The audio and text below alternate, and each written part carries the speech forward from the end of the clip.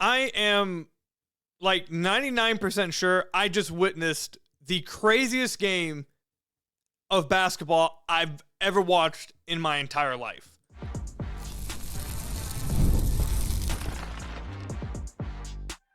You are Locked On Pistons, your daily Detroit Pistons podcast, part of the Locked On Podcast Network, your team every day.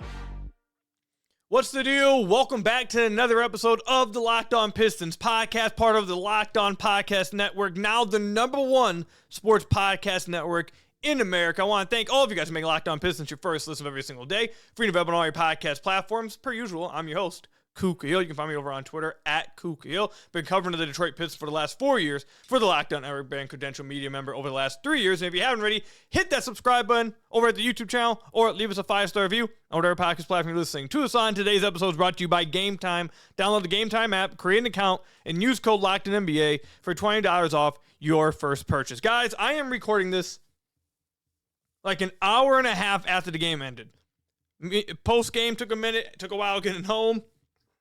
Got home, sat in my chair, and was finally able to breathe for a second. I've sat down. I had to take a minute just to breathe. This game we just witnessed from the Detroit Pistons.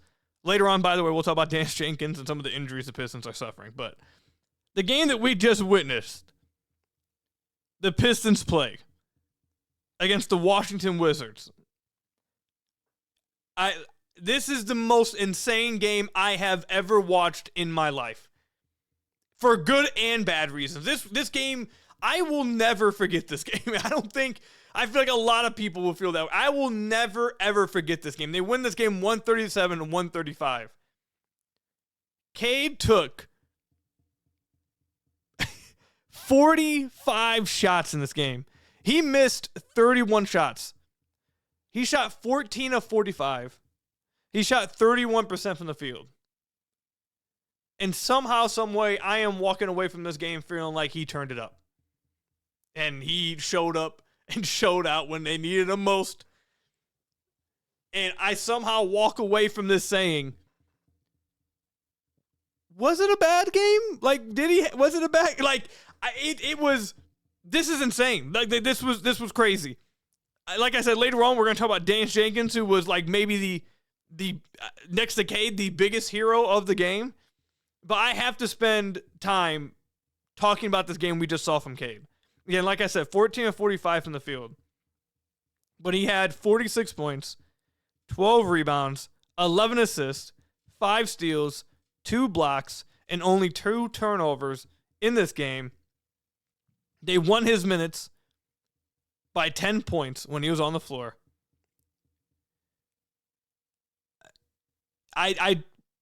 I truly almost am at a loss of words. I don't care what spreadsheet fan club has to say about this game. What I just watched Cade do was insane. He had nobody from half his team was out in this game. Asar was out, Stu was out, Sasser was out, Tobias was out. All of these guys, obviously Ivy is out. Like all of these guys, Karis LeVert was out. More than half the rotation is out of this game. And Cade went out there and absolutely emptied the clip. When I tell you emptied the clip, he emptied the clip. This is the first time someone's missed 30 shots in a game since Kobe in 2003. But again, yeah, I walk away from this game feeling like, was it really a bad game? Like, yes, he missed a bunch of bunnies he should have hit. But at the end of the day, he wills them back to a win. And look, man, in the fourth quarter, the Pistons are down by 8 with 4 minutes left. And Cam Whitmore fouls Cade on a breakaway dunk. Cade lands on his tailbone. And I'm at the game. I'll tell you guys, during the commercial break, you guys may have not seen it, Cade got up and fell back down, then got up, tried to walk it off, then had to be limped off the court or helped off the court by 2 teammates, then fell down again. Like, it looked, I was like, oh my God, Cade just got seriously hurt. It's over. Like the way he was moving, it was like, oh my God, this is over. It's over with. And he comes out of the timeout, goes back to the locker room, comes back out, immediately comes out back on the court. And after that point, had 17 points, 4 rebounds, 2 assists, a steal, and a block, and leads the Pistons back from when they were down 8 with 4.5 minutes left to beat the Wizards. In the fourth quarter, had 15 points alone on 78 true shooting. So again, yet again, despite shooting horribly for the first 3 quarters, comes out in the fourth quarter and absolutely shows up and shows out. Despite the fact that he was just exhausted. Like you could see, his stamina was on 0 and he was still just chucking. He was empty in the clip, okay? The clip was getting empty tonight. He was absolutely exhausted and got beat up on that foul. Cam Whitmore, dirtiest player I've seen in the NBA this year, to do that and then walk up on Cade while he's on the ground, turn around, and then kick your feet like you're kicking trash onto him, like you're kicking dirt onto him. First time I've ever wanted a player to reenact Bill Laimbeer and take him out. I was like, get Stu back, give Stu a uniform real quick, and let him go do his thing. Because if Stu was on the floor and he did that, we would have seen some stuff. But either way, Cam does that, and Cade responds with, okay, I'll just come back out the locker room, and I'll dominate you guys, and we'll get the win because of me. I'm shooting poorly throughout this game. You want to play like that? I'm going to come out the locker room, and I'm absolutely going to destroy you the rest of the game. And by the way, I'm going to get a win while I do it. And that's exactly what he did. And despite being on 0 energy, despite taking every single shot and being the team's entire offense, really, for the majority of the game, we'll talk about Danniss Jenkins later, but being the team's whole offense for the majority of the game, he also had 7 stocks. He had 5 steals and 2 blocks. The defense you saw him playing in the fourth quarter made me want to jump out my seat at the arena. Some of the rim protection reps he had on Alex Sarr in the fourth quarter and overtime are plays you do not see other franchise players making very often. Rotating over, jumping and meeting a 7-footer at the rim, going straight up vertical, blocking a shot. Just incredible plays, winning plays, despite being absolutely gassed and still coming through on the defensive end of the floor. Someone taking that many shots and that gas, they're not trying on defense. They're taking plays off on defense. Cade giving it his all on defense, not just on the perimeter, getting steals, diving on loose balls, by the way, forcing turnovers, but then also rotating and meeting a 7-footer at the rim numerous times, rotating over, getting defensive rebounds, fighting on the glass, had a triple-double, had 4 rebounds after that moment with Cam Whitmore. This was the exact definition of how can you impact the game when your shot's not falling. How can you do it? And Cade did it in every single way possible while taking care of the basketball. And yet again, despite all of that, when they needed him most, guess who started hitting their shots? Guess who went out there and took over the game? Cade Cunningham did. In no way, shape, or form am I going to come on here and say he should have missed that many shots or that he can ever miss that many shots again. That can't happen. You can never do that. There's a reason why it's so rare. It's not going to happen again. Can't miss that many shots. He blew so many bunnies. If we're being real, this should have been a 60-point game. This should have been an easy, efficient 60-point game with how many bunnies he missed at the rim. He was getting downhill, getting so many good shots and just missing easy shots. Missing a wide open jumpers from beyond the arc. He can't miss that many open shots. No, that's true. And he did have a bad game shooting-wise until it mattered most. Did he have a bad game defensively? Nope. Did he make plays on the defensive end? Yep. Did he make winning plays on the defensive end late in this game, in overtime, in the fourth quarter? Yep. Did he find Duncan Robinson for multiple open threes to get the Pistons back into it and get the lead? Yep. Did he drive to the basket and find guys open? Yep. Was he active on the glass? Yep. Was he active on the perimeter, forcing steals, knocking the ball away, getting active in the passing lanes, diving on the ground for loose balls? Yep. He did all of those things. So yes, while he may not have shot the best for the first 3 quarters, when the time came up, he balled out, hit his shots, impacted the game on the defensive end, impacted the game on the glass, impacted the game by finding open teammates, and led the Pistons back from maybe the most improbable win I have ever witnessed in my entire life, the craziest up and down roller coaster game that I will never ever forget. I will be telling my children about this game. This is the most insane game I've ever watched in my life. And Cade Cunningham's the reason why. And he showed that even when you are missing shots, how can you impact the game? And he did that. Again, I want to make it clear. He missed too many bunnies. He needs to make those shots. He will make those shots. This many shots missed can't happen all the time. It's not going to happen again. He'll never miss 30 shots again. But in a game like this, when you are without everyone, and you are the only offense, you are the only creator, everyone's relying on you to get this win. Cade went out there and emptied the clip, kept shooting, didn't go down without swinging, and impacted the game in every other way possible while emptying the clip, while having zero stamina, and pulled this win out for the Detroit Pistons. One of the best, bad, good, great, or horrible game I have ever seen in my life. I have never seen anything like this before. Truly. I swear to God, and maybe there's another game. I'm sure there probably is another game that maybe people older than me can think of. But in my 27 years of life, in my 15 years of being a hardcore NBA fan, I can't think of another game like this I have ever seen an NBA player have. This was a special night and a special game from Cade in both good and bad reasons, in ways that you can't fully explain without just watching it yourself. Like, just crazy, man. I needed an inhaler after the game. Like, this game was insane. I don't know. It's hard to explain what we just watched Cade do. If you watch the game, I feel like you got a better understanding, but it's tough. It's tough for me to come on here and explain exactly what I just saw, man. But Cade shows why he's great, shows what he has to get better at still, but then at the same time still shows why he's the franchise player, why he's great, and why he's one of the best players in the league. So let me know in the comment section down below or over on Twitter at Khahil. How are you feeling after this game? Like, what was your takeaway watching this game? How do you feel about Cade? Like, I need to hear from you guys. This is crazy. Coming up, though, if not for Cade, if it's not Cade, it's Danniss Jenkins, who is the superhero of this game. What an incredible game from the two-way player. We'll talk about him coming up.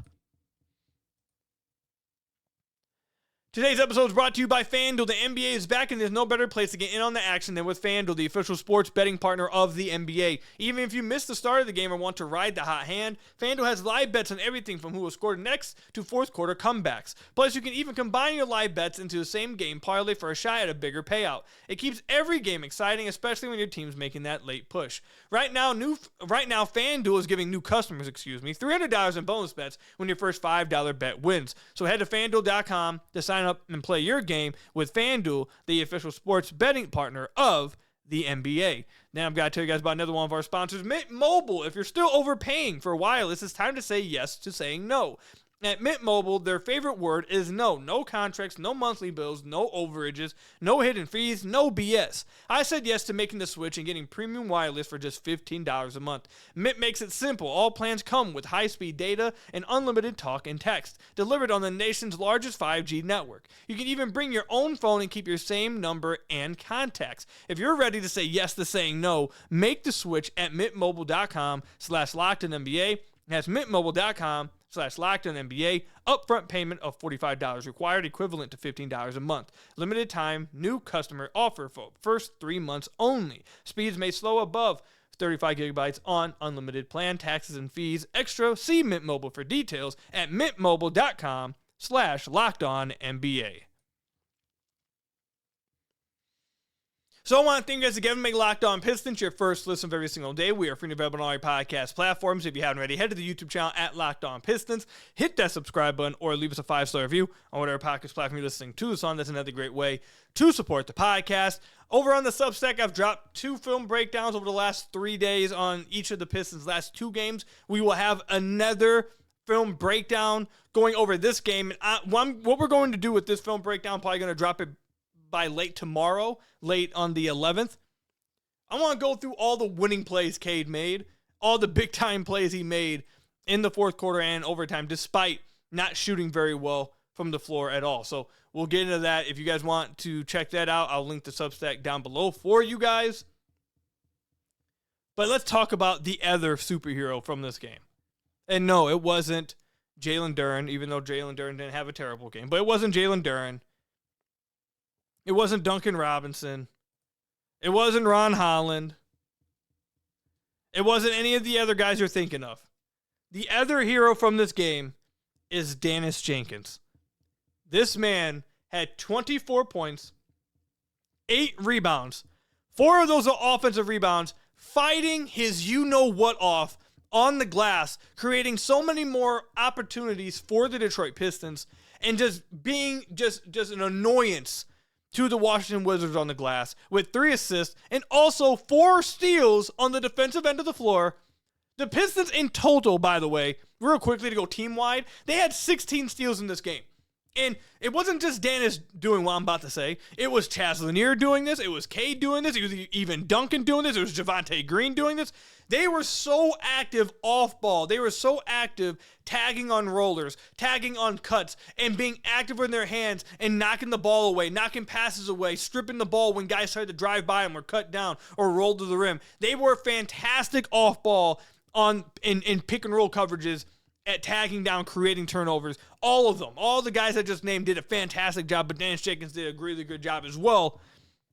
24 shots on 17 shots, 9 of 17 shooting, hit 4 threes, and played 33 minutes for, again, a two-way guy who hasn't been in the rotation all year, who is, the team's missing all of their players, and he's called upon to come in, and not only does he come in and play an exceptional game, he scores, guys. In the fourth quarter, we just talked about how well Cade played in the fourth quarter. Danniss Jenkins, in the fourth quarter of this game, shot 6 of 7 from the floor.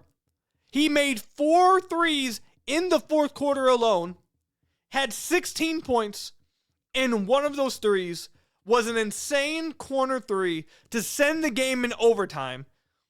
I'm at the game, guys. I'm at the game.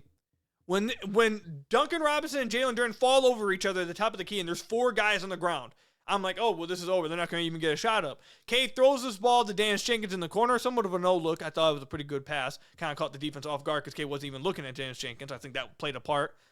Not to glaze Cade too much, you feel me, but I do feel like that made a difference. But throws this pass to Danniss Jenkins in the corner. Jenkins raises up over the contest, wets it, and I kid you not, again, I'm at the game in the press row. My hands immediately go, and I'm looking around. Everybody in the media row is all like, again, not fans, just people watching the game saw that shot and were just so shocked by the shot, just was like, oh my God, what did we just, this was the most improbable thing we've seen. The Pistons had to fight and claw back within 30 seconds, fight and claw back. The Wizards missed the free throw, allowed them to stay in the game, and the Pistons pulled that off. Danniss Jenkins hits that shot. Guys, I look around at the crowd. People are losing their minds. I see people's jaw on the ground. People are just like, what just happened? I'm watching fans. No joke, I am watching fans that already had left and walked out. I'm seeing the stairs all get flooded up with fans just running back down from their seats, jumping up and down. All of a sudden, the empty arena, because everyone's leaving thinking the game's over, now all of a sudden it's getting packed way more, and everyone's running down back to their seats. I'm telling you guys, this was the most insane game I've ever seen. And Danniss Jenkins was a huge part of that. He absolutely balled out. Played his you-know-what off, and absolutely played tremendous, especially late in this game. He had clutch buckets, had clutch defense, had clutch rebounds. He was, in every way, shape, or form, fantastic. Absolutely fantastic. And this begs the question.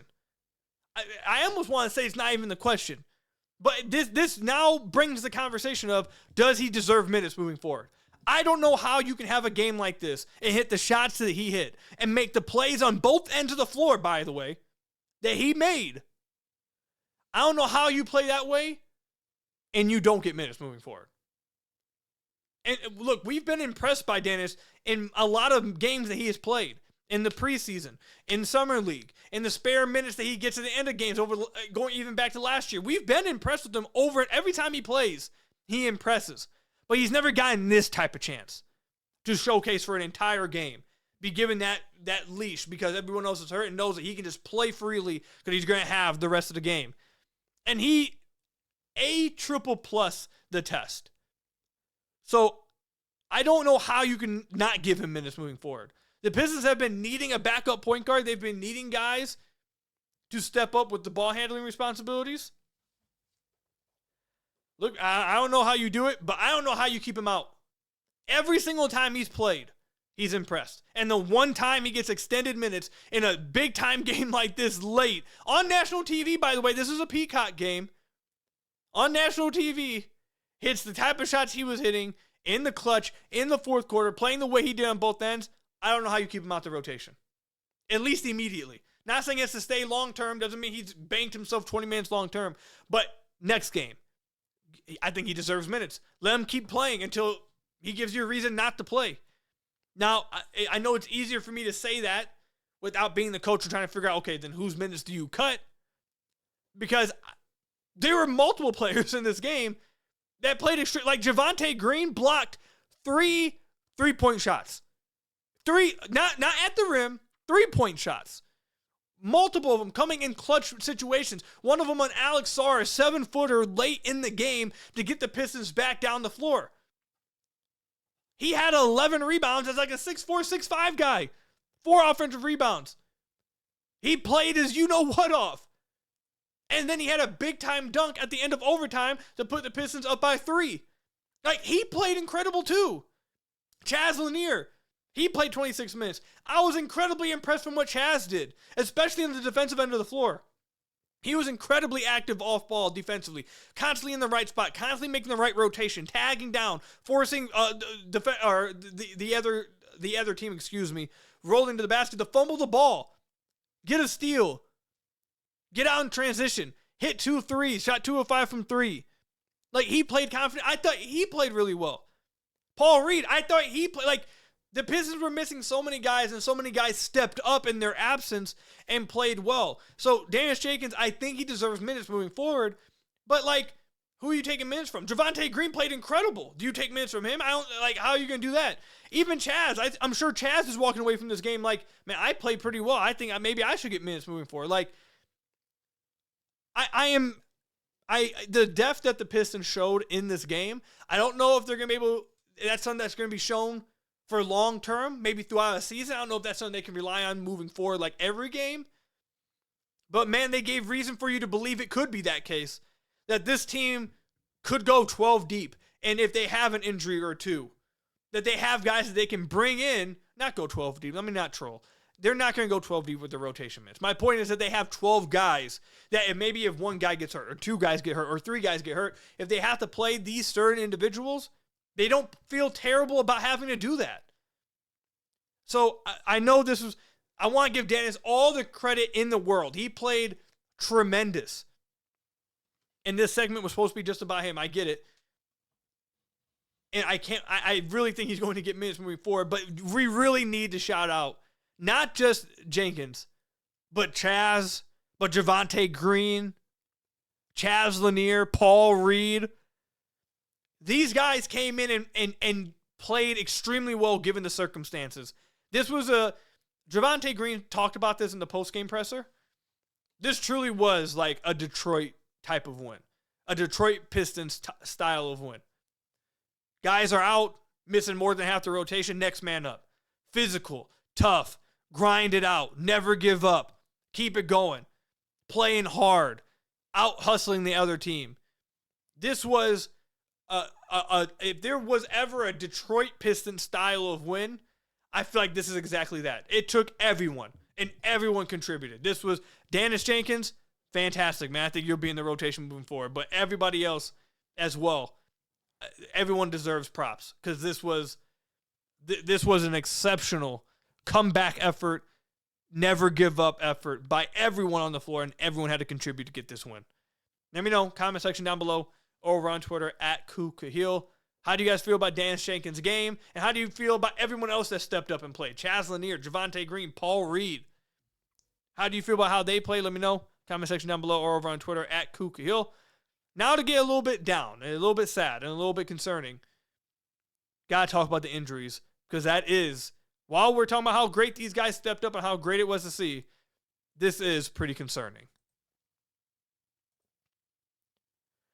Today's episode is brought to you by Game Time. Basketball season is officially here, and nothing beats being in the arena for those opening games. But let's be real, getting tickets can be a total headache. Between waiting in queues, surprise fees, and prices that jump right before checkout, it's easy to get frustrated when all you want to do is cheer on your team. That's where Game Time comes in, the app that gives fans the advantage. It's your ultimate life hack for scoring amazing NBA tickets fast, easy, and stress-free. Their zone deals are a game changer. You pick the section, Game Time picks your seats, and you save big. You can even find NBA tickets for under $25. Take the guesswork out of buying NBA tickets with Game Time. Download the Game Time app, create an account, and use code LOCKEDONNBA for $20 off your first purchase. Terms apply. That's code LOCKEDONNBA for $20 off your first purchase. Swipe, tap, ticket, go with Game Time. Now I gotta tell you guys about another one of our sponsors, Robinhood. Your ambition just met its match with Robinhood. You play for the win, not just on game day, but every day. Locking in on every opening, beating your PR, beating it again.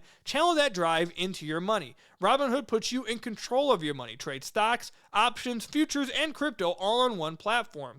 You can now build and execute your own trades from a desktop with Robinhood Legends advanced tools, or take advantage of the new Robinhood strategies with a tailored portfolio managed by a team of experts. You expect more from yourself. Expect more from your money. Get started today at Robinhood.com/yourmoney. Again, that's Robinhood.com/yourmoney. Your money, your move with Robinhood. So I want to thank you guys again for making Locked On Pistons your first listen of every single day. Free and available on all your podcast platforms. If you haven't already, head to the YouTube channel at Locked On Pistons. Hit that subscribe button or leave us a 5-star review on whatever podcast platform you're listening to this on. That's another great way to support the podcast. All right, so I know we talked a lot about, obviously, how Daniss Jenkins played, how Chaz Lanier played, how Paul Reed played, how Javonte Green played, how all these guys stepped up and got this win for the Pistons despite everyone being hurt, and how impressive that is. And it truly is impressive. It is. I can't put in enough words how impressive it is. Despite that, though, the injuries for the Pistons are getting pretty concerning. Last year, remember in the offseason, I talked about this quite a bit on the podcast. Outside of Jaden Ivey's injury, which I understand was a big one, but outside of Ivey's injury, the Pistons were really lucky with, or had good luck with the injury luck. The injury gods, whatever you want to call it. They had really good injury luck this past year. Again, outside of Ivey, nobody else really got hurt. A lot of their guys played basically the entire season. Tobias rarely missed time. Asar, once he came back, didn't really miss time. Jalen Duren didn't miss real time. Cade Cunningham didn't really miss any time. Like, all of their guys within their rotation, Tim Hardaway Jr., Malik Beasley, like, they had some really good injury luck for the majority of last season. Outside of Ivey, that is one big player, I get it, but the rest of the rotation really never dealt with injury, and that was a big deal. So many teams deal with injuries, and that really hurts their season, and the Pistons had so many of their players healthy for the majority of the year that really played a part in how they were able to have the season they had last year. And I spoke about in the offseason how you can't really predict these type of things, but you hope the Pistons can have that type of injury luck that they had last year, because if they don't, that could be a bit concerning. Now, I understand I'm saying this as the Pistons sit at, they're 9-2 now, right? I say this as they are the number one seed in the Eastern Conference. I say this as they are on a 7-game winning streak. Are they 9? Like, why are they not showing the? They're either 8-2 or 9-2. I believe they're 9-2. I'm sorry, guys. The standings aren't loading for me. I'm almost 100% sure they're 9-2. If you guys correct me in the comments, don't. Yeah, 9-2. Okay, finally loaded up. I understand I'm saying that during all of this, but it's only been this past game where the Pistons were dealing without so many guys. And just to go through, these are the guys that the Pistons were without in this game. They were without Karis LeVert. They were without Isaiah Stewart. They were without Jaden Ivey. They were without Tobias Harris. They were without Marcus Sasser. And they were without Asar Thompson. And now, also, we all saw the fall Cade had and how I talked about the way it looked before he ended up coming back and playing. I won't be shocked if he doesn't play in this game on Wednesday and they sit him. I wouldn't be surprised if all of a sudden tomorrow, once their adrenaline runs out, that all of a sudden that feels really bad. And all of a sudden we hear that maybe there was a bruise or, I wouldn't be shocked. I'm not hoping for that, obviously, knock on wood. But with the way we saw it go down, it wouldn't shock any of us if once the adrenaline worn off, that all of a sudden we're hearing like, yeah, that wasn't good. So we're talking about 6 players that missed this game. With Cade, potentially, we have to wait and see how he's feeling after that bad fall he took and ended up playing through. We're talking about 7 guys at that point. And before the game, JB Bickerstaff said they have no timetable for Tobias Harris coming back. Said they're hoping that he comes back soon. He's progressing, but said they have no timetable. And if you've been a Pistons fan for at any point over the last 7 years, you know when it comes to the Pistons and these injury type of things, if they say a guy's out a week, he might be out 4 weeks. If they say they have no timetable, that means he might be out 3 months. If they tell you a guy is questionable one game, all of a sudden you might get an update 2 days later that says he's out 4 to 6 weeks. Like, the transparency with the injuries, I'm sorry if anyone from the Pistons watches this, it's just me being real. Transparency sucks. Guys are questionable game time decision one game, and then all of a sudden 2 days later we're hearing that he's getting surgery and he's out 4 weeks. Like that's how it works. So Tobias was questionable game time decision like 2 games ago, and now we don't have a timetable for his return. That's with the ankle sprain. Stu also suffered an ankle sprain. We haven't gotten any update with him. Asar Thompson was also out with the ankle sprain. He finished yesterday's game just like Tobias did. Tobias suffered an ankle sprain, finished the game out. Then all of a sudden was a game time decision the next day. And then now he's been out for, since then. This is the same thing going on with Asar. Asar had a sprained ankle, finished the game yesterday, was a game time decision, out, and now we don't have a timetable on him. Obviously, Jane Ivey, we're waiting for an update in the next week or so. I think we'll get one. I'm telling you guys right now, I am almost willing to bet money, but in a week or so, whenever we get the update with Ivey, we'll probably get the update that says we'll get another one in 2 weeks. Marcus Sasser is going to be reevaluated in 4 to 6 weeks. And then Karis LeVert, his was just injury management, it sounds like, so I think he'll be fine. Sounds like they're just trying to rest him and take it easy with him moving forward, so he shouldn't be, anything concerned of. But that's 5 guys still. That's what the Pistons are doing with the injuries they've dealt with to start the year, being 9-2, is out of this world impressive. But that's not sustainable. They are not going to be able to sustain long durations of the season with 5, 6 players from their rotation being gone. Like, that's just being real. Can they hold off? They did tonight, and they've done it so far. How long can they hold off, though? That's the concern. Because eventually, every team breaks under that. No one can sustain that many injuries for a long period of time. So I give this team an insane, absurd amount of credit for sustaining and playing this well despite some of the injuries that they've had. And I understand before this game, it wasn't everybody. I mean, they had Asar for the majority of last game, Karis for the majority of last game. Stu and Tobias have been out for a minute, Sasser and Ivey. So that's really 4 guys. They had Asar and Karis at least. Now they were without Asar and Karis. That's 6 guys. So I get they had, some important players like Asar and Karis at times. But this game, they were without all of them. And we don't know when they're coming back. So the 4 guys that were missing, they were sustaining it. Now you had another 2 plus Cade maybe being a little, hampered after that fall. They really need to get healthy and try to get these guys back on the court as soon as possible. At 100%, obviously. But I'm going to be interested to watch how long can the Pistons hold off the eventual, we get that there's next man up, but eventually next man up runs out. How long are the Pistons going to have to hold that off? Again, they've done a great job to this point. They need guys to get back, though. And the fact that we just don't really have an idea on any of these guys, outside of Sasser. Sasser's really the only one we really got an understanding of. That's going to be 4 to 6 weeks. Everyone else, we don't know. We are in the unknown with what's going on with their injuries and when they could be back, whether it's serious, whether it's not. We don't know. So it's a bit concerning. That is by far my biggest concern about this team. Despite them being 9-2, it's my biggest concern surrounding them. And I hope they get back 100% because this team is having a special start. And if guys can get back healthy, they'll continue to have a really, really special season and surprise a lot of people. But they need guys to get back healthy. So let me know, comment section down below or over on Twitter at Khahil. How you feel about this game? Was this the craziest game you've ever seen? How you feel about this team moving forward? Are you concerned about the injuries? Let me know all that. Comment section down below or over on Twitter at Khahil.